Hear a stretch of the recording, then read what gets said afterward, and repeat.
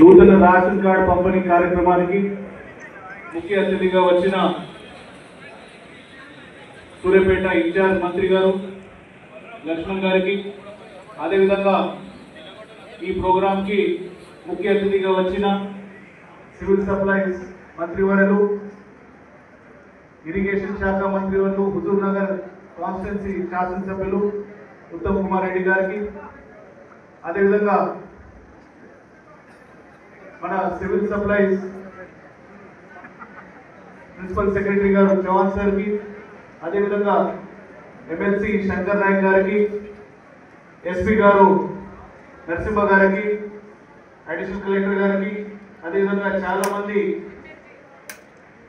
ప్రజాప్రతినిధులు వేదిక మీద ఉన్నారు, వాళ్ళందరికీ, అదేవిధంగా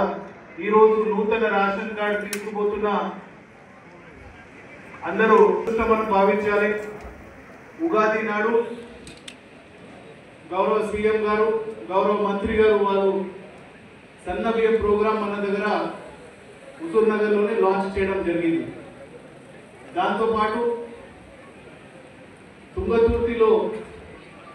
గౌరవ సీఎం గారు, గౌరవ మంత్రి గారు,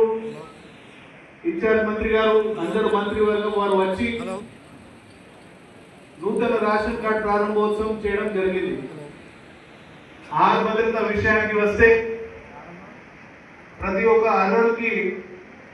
సన్న బియ్యం ఇవ్వాలి, అదేవిధంగా నూతన రేషన్ కార్డు ఇవ్వాలని ప్రభుత్వ ఆదేశాలు ఇచ్చిన తర్వాత ఇది మన జిల్లాలో మనం అమలు చేస్తూ ఉన్నాం. ప్రత్యేకంగా సూర్యాపేట జిల్లా సంబంధించి మనం మాట్లాడితే మన దగ్గర